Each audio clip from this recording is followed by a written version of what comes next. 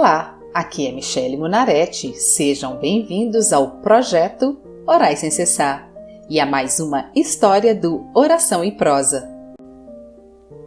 Vamos orar e depois prosear. Senhor, a minha oração hoje é para que o teu povo aprenda a jarretar os nossos tendões espirituais, para confiar mais em ti, para sermos mais humildes, jarretar a nossa alma, o nosso ego, a nossa força, a nossa inteligência, jarretar a nossa justiça, que a teus olhos é como trapo de imundícia.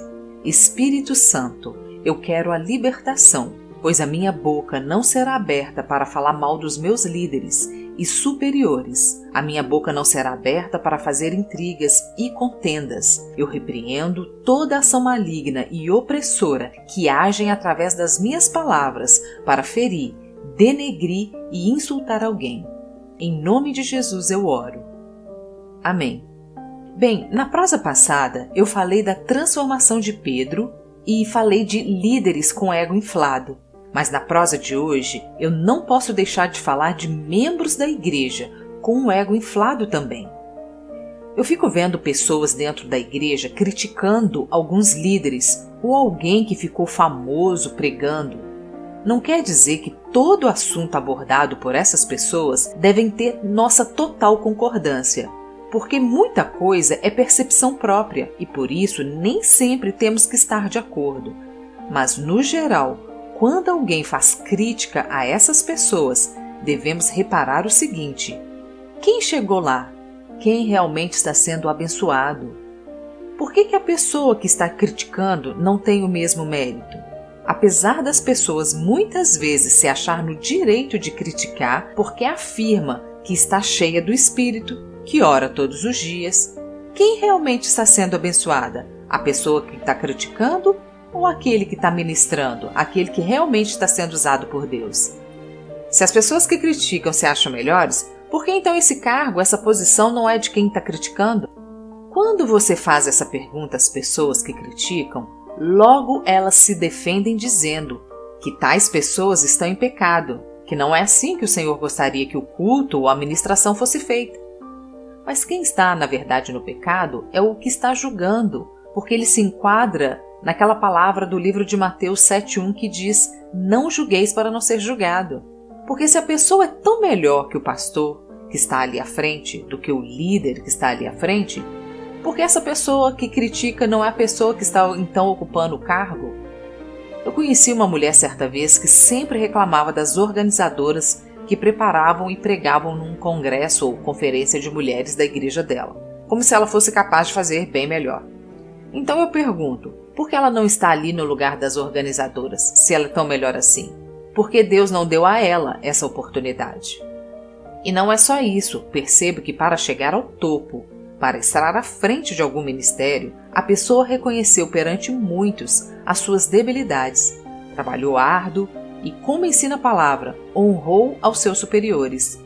No livro de Efésios, no capítulo 6, versículos 5 ao 7, diz assim: quanto a vós outros servos, obedecei a vosso Senhor, segundo a carne, com temor e tremor, na sinceridade do vosso coração, como a Cristo, não servindo à vista, como para agradar aos homens, mas como servos de Cristo, fazendo de coração a vontade de Deus, servindo de boa vontade, como ao Senhor, e não como a homens, certos de que cada um, se fizer alguma coisa boa, receberá isso outra vez do Senhor.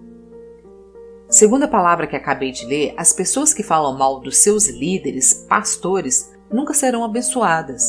Eu vou contar uma história sobre o meu marido.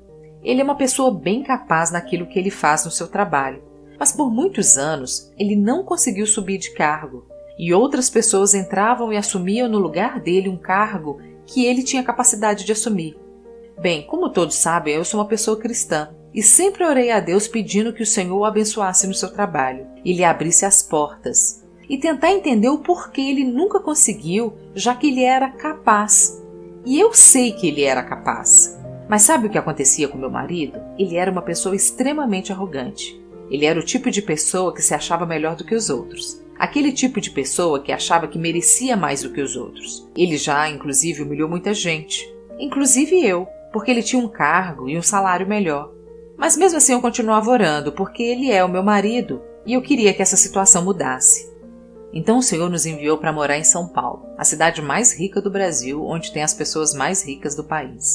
E em São Paulo, dependendo do bairro onde você mora, as pessoas lá não aparentam, elas realmente são.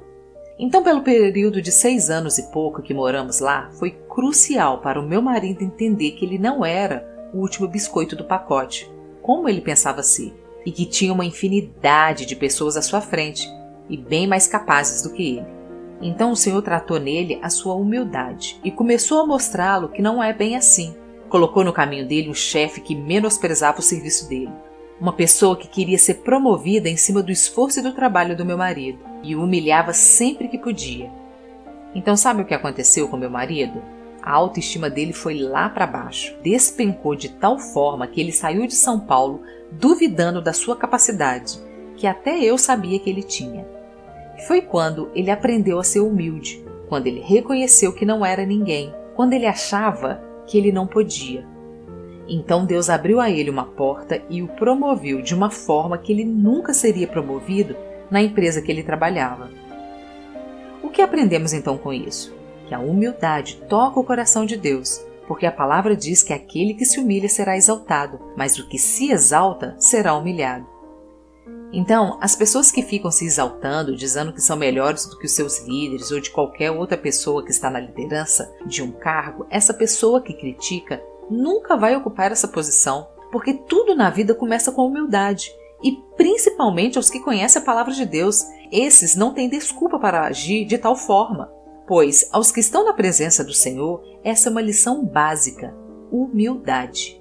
Você nunca vai conseguir ser a pessoa que ministra lá na frente. Você nunca vai conseguir ser a pessoa que organiza a conferência de mulheres ou de homens, enquanto você não entender que você não é melhor do que os outros e que a capacidade não vem de você mesma e que não é por você orar muito, buscar muito, que você deveria estar ali na frente, porque não é pela sua capacidade que você é merecedora de alguma coisa, mas é pela misericórdia do Senhor.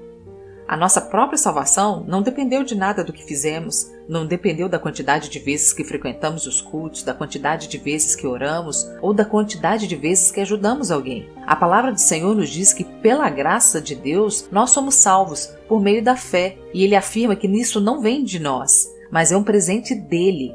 A salvação não é o resultado dos esforços nossos, portanto, ninguém pode se orgulhar de tê-la.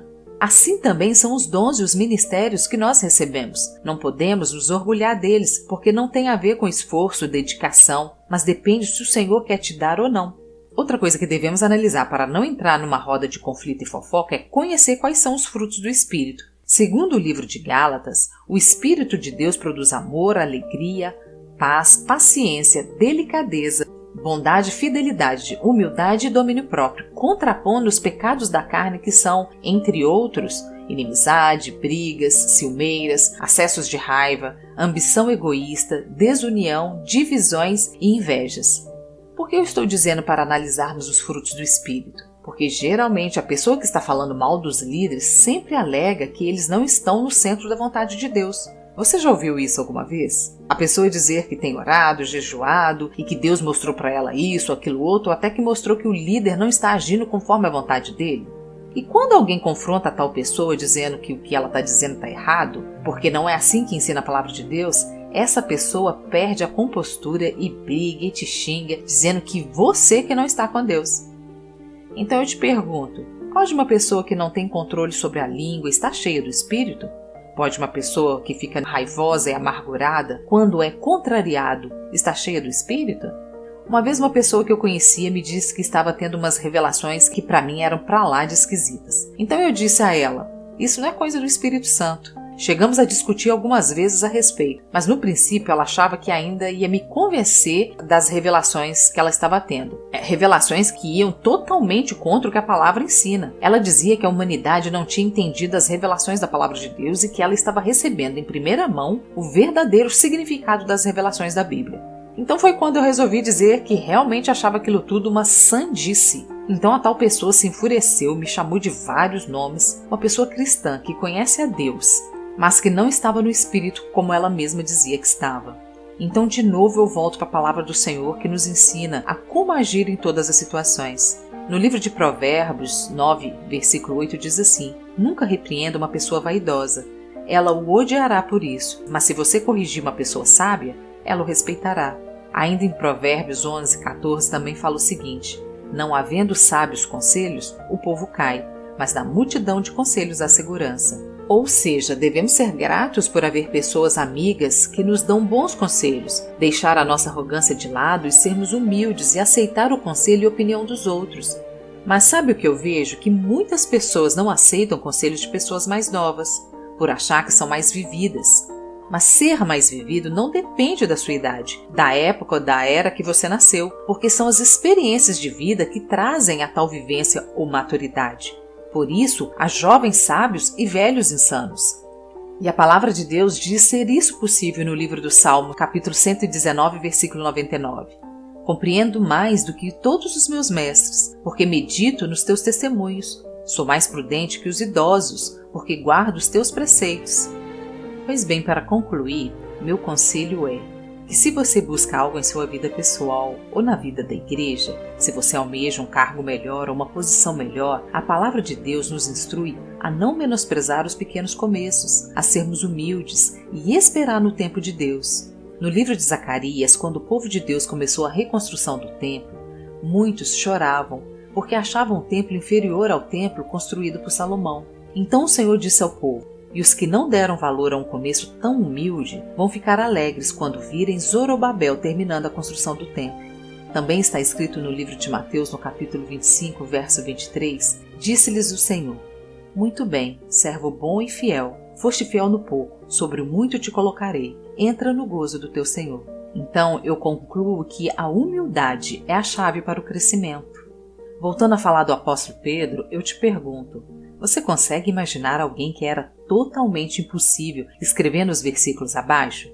Sujeitai-vos, pois, a toda ordenação humana por amor do Senhor, quer ao rei como superior, quer aos governadores, como por ele enviados para castigo dos malfeitores e para louvor dos que fazem o bem. Vós, servos, sujeitai-vos com todo o temor ao Senhor, não somente ao bom e humano, mas também ao mau, porque é coisa agradável que alguém, por causa da consciência para com Deus, sofra agravos padecendo injustamente? Em suas cartas, o novo Pedro ensinou sobre mansidão, sobre o que é ser humilde. Portanto, não despreze os pequenos começos e peça ao Senhor para lhe dar humildade, pois a palavra também diz que antes do homem ser arruinado, o coração dele se gaba, enche de orgulho, mas que antes da honra vem a humildade. Por hoje é só. Acompanhe as próximas histórias do Oração e Prosa. Sejam bem-vindos e acompanhem às segundas e quintas-feiras o projeto Orai Sem Cessar. Se você quer fazer um pedido de oração ou ter acesso a todas as orações escritas e aos episódios gravados, siga a página do Projeto Orai Sem Cessar no Facebook ou entre no site www.projetoraissemcessar.com. Te vejo lá!